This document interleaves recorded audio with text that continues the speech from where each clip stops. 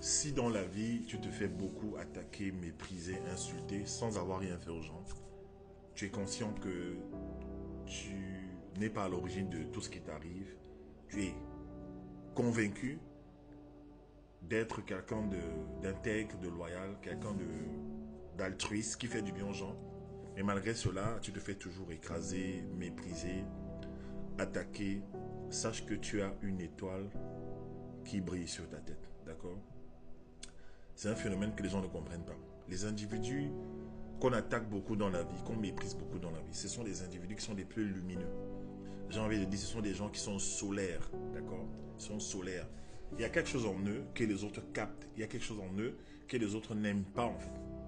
Comment expliquer parfois que une personne qui a tout, qui a plus que toi, qui est d'une condition sociale plus élevée que toi, arrive à te calomnier, arrive à te mépriser, arrive même à créer ce qu'on appelle une campagne de dénigrement contre toi. Qu'est-ce que tu as fait?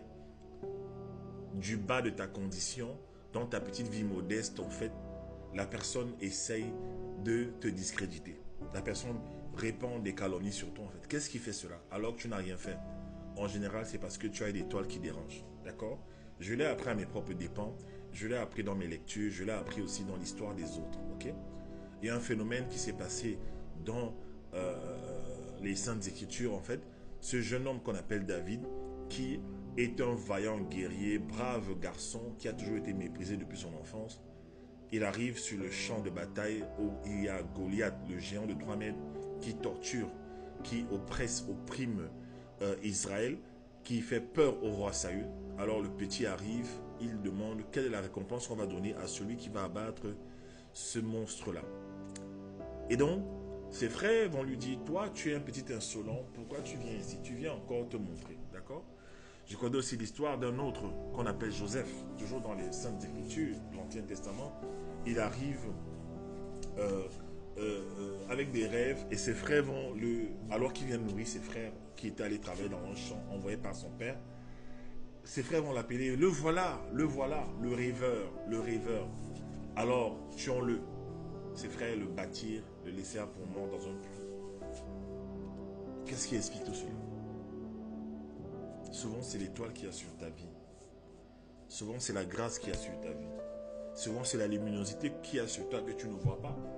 La société t'a habitué à considérer que tu es important lorsque tu as de l'argent, que tu es important lorsque tu vis dans de grandes maisons, tu roules dans de grandes voitures.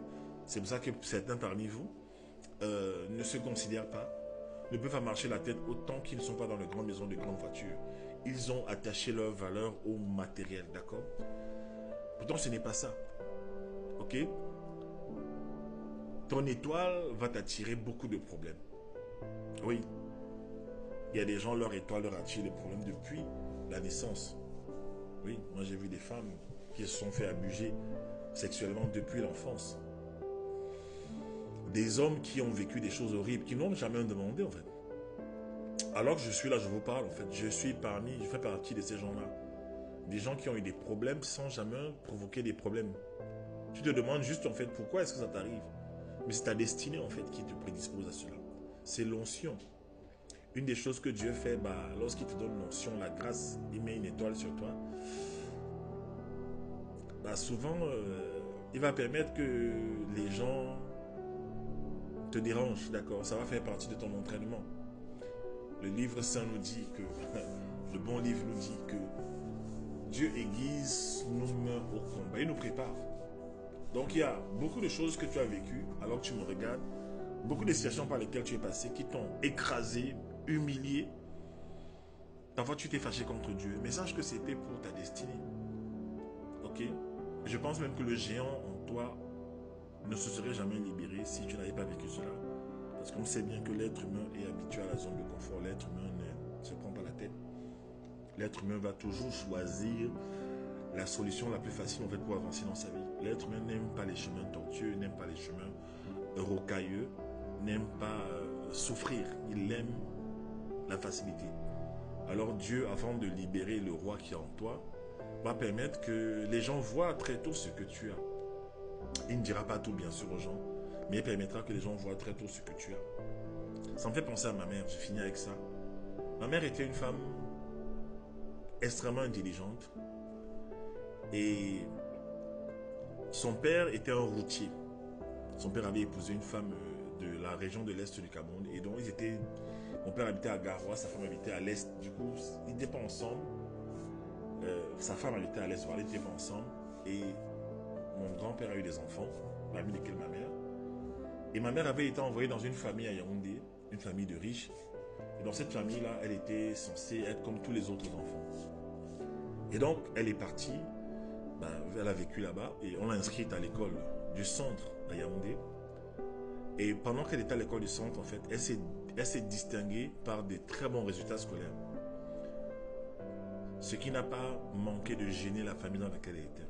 Ma mère allait à l'école avec une autre fille. Et elle avait de meilleurs résultats que la fille de ces riches. Alors on a commencé à mettre la pression à ma mère. Et au point de la retirer de l'école et la maintenir à la maison. Elle est restée à la maison à faire la boniche pendant que l'autre faisait des études et avançait dans la vie. Mais ma mère avait une étoile. Ma mère est une excellente cuisinière. Excellente cuisinière, d'accord? Elle s'est distinguée par ce talent. En fait, ce qu'on imaginait être pour elle un blocage pour qu'elle n'avance pas était plutôt une plateforme qu'on lui offrait pour développer son talent de cuisine. Elle a fait cela. Elle s'est distinguée.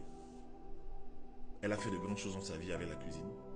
Le jour où elle est par terre, le jour de sa mort, à 68 ans environ, elle a laissé un livre, un manuscrit sur lequel j'avais travaillé avec elle en tant qu'éditeur.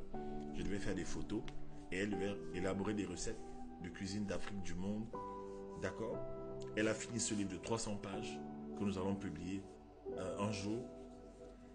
Et elle a accompli sa mission aussi. Une des missions qu'elle a accomplie, c'est de me mettre au monde avec mon frère, en fait, d'accord? Si elle ne m'avait pas mis au monde, je ne serais pas en train de faire ces grandes choses dans la vie. Donc son étoile a été attaquée. Son étoile a été attaquée. Mais elle a fait de grandes choses avec son talent. Je me souviens le jour de son enterrement, toute la famille était unanime, les gens étaient là. Chacun reconnaissait sa contribution. Chacun se souvenait d'une après-midi où il avait mangé une cuisse de poulet brisée que ma mère avait fait. Chacun se souvenait du poisson que ma mère avait fait avec du riz, des épinards, tout ça. Ma mère était une excellente cuisinière. C'est l'une des raisons aussi pour lesquelles mon père avait épousé un homme de distinction, un homme très, très connu dans le pays. D'accord? Donc, parfois ton étoile est attaquée parce que tu as une grande destinée. Malgré le fait qu'on est bloqué, ma mère, en lui empêchant d'aller à l'école, le talent a parlé plus fort en fait. D'accord? J'aimerais te dire aujourd'hui, les attaques que tu as, ça va être un témoignage pour toi. Ce que ma mère a vécu comme souffrance, pour moi c'était un message. Elle m'a transmis ce message, d'accord? Ma mère était aussi une excellente oratrice, elle parlait beaucoup et bien. Elle m'a transmis cela. Moi je pense que je suis assis sur ses épaules. Hein, et en passant, j'ai aussi reçu son talent de cuisine, d'accord? Donc en fait, à travers ce qu'elle a fait, moi je continue son œuvre. Ok? Je me souviens de ce rêve que j'avais fait en plein Paris. Deux personnes sont venues avec un grand camion rempli de toutes sortes de nourriture, de biens, de légumes et m'ont dit, ces deux personnes m'ont dit, voici ce que ta mère t'envoie. Un peu comme si j'avais une transmission dans le domaine de la nutrition, d'accord? C'est un domaine qui me passionne, la cuisine, la nutrition. Je n'ai pas encore bien développé cet aspect sur Internet. Les gens ne me connaissent pas. Seuls ceux qui me connaissent en privé savent de quoi je suis capable à ce niveau, d'accord? Donc souvent, ton étoile détermine ce que tu as appelé à faire. Ton étoile détermine ta grandeur. Si tu n'as rien, et qu'on t'écrase, si tu n'as rien, qu'on te calomnie, qu'on te méprise même, sache que la lumière de Dieu est sur toi. Donc, dispose-toi, travaille cela et tu atteindras le sommet de ta destinée. Ok? Je voulais t'encourager ce matin pour te dire, don't give up, n'abandonne pas. Tu es un grand, tu es une grande, d'accord? Allez, porte-toi bien. Ciao.